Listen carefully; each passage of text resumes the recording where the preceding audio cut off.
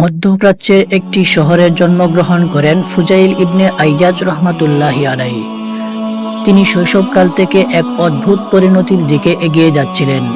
তিনি ছিলেন এক তীব্র অপরাধী এবং ডাকাত দলের প্রধান। তিনি মানুষের জীবনকে দুর্বিষহ করে তুলেছিলেন। ফুজাইল রহমতুল্লাহ আলাই ও তার দল রাস্তায় রাস্তায় দস্যুতা চালাতো এবং মানুষকে লুট করত এবং তাদের ভয়ভীতি দেখাতো। শহরের মানুষরা তার নাম শুনলে আতঙ্কে কাঁপতে থাকত। একদিন ফুজাইল রহমতুল্লাহ আলাই তার দলের সঙ্গে একটি কাফেলা লুট করার জন্য প্রস্তুত হচ্ছিলেন। সে সময় তিনি একটি নির্জন পথে দাঁড়িয়েছিলেন এবং দূর থেকে এক বৃদ্ধ ব্যক্তি কুরআন তেলাওয়াত করছিলেন। ফুজাইল রহমতুল্লাহ আলাই প্রথমে এটা গুরুত্ব সহকারে শুনেননি, কিন্তু যখন তিনি কুরআনের একটি বিশেষ আয়াত শুনলেন তখন তার হৃদয়ে অদ্ভুত এক অনুভূতি জন্ম নিল।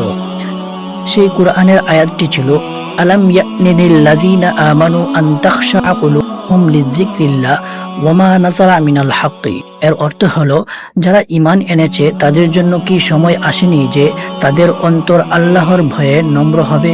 এই আয়াত শোনার পর ফুজাইলের অন্তরে যেন এক বিরাট পরিবর্তন ঘটে গেল। তিনি বুঝতে পারলেন যে তিনি এতদিন আল্লাহকে বলে জীবন যাপন করছিলেন।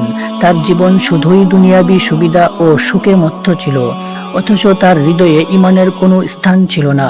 তার মনে হলো এভাবে চলতে থাকা ঠিক হবে না। তিনি স্থির করলেন আজ থেকেই তার জীবনকে সঠিক পথে ফিরিয়ে আনতে হবে। ফুজাইল রহমতুল্লাহি আলাই এর মন পরিবর্তন হলো এবং তিনি সরাসরি তওবা করার সিদ্ধান্ত নিলেন। তিনি তার সঙ্গীদের ছেড়ে একাকী আল্লাহর কাছে ফিরে যাওয়ার প্রস্তুত হলেন। সে রাতে তিনি একা একা আল্লাহর সামনে দাঁড়িয়ে তওবা করলেন এবং কাঁদলেন এবং তার পাপের জন্য ক্ষমা চাইলেন। তার হৃদয় এক নতুন শান্তি ও স্নিগ্ধতা অনুভব করল।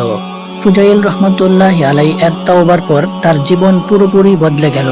তিনি আগের মতো ডাকাতি বা অন্য পাপকর্মে লিপ্ত হলেন না, বরং তিনি ইবাদত, জ্ঞান এবং আত্মশুদ্ধির দিকে মনোযোগ দিতে লাগলেন। তার জ্ঞান ও তাকওয়া এতটাই পরিপূর্ণ হয়ে উঠল যে পরবর্তী সময়ে তিনি একজন বড় আলেম ও সুফি সাধক হিসেবে পরিচিতি লাভ করলেন।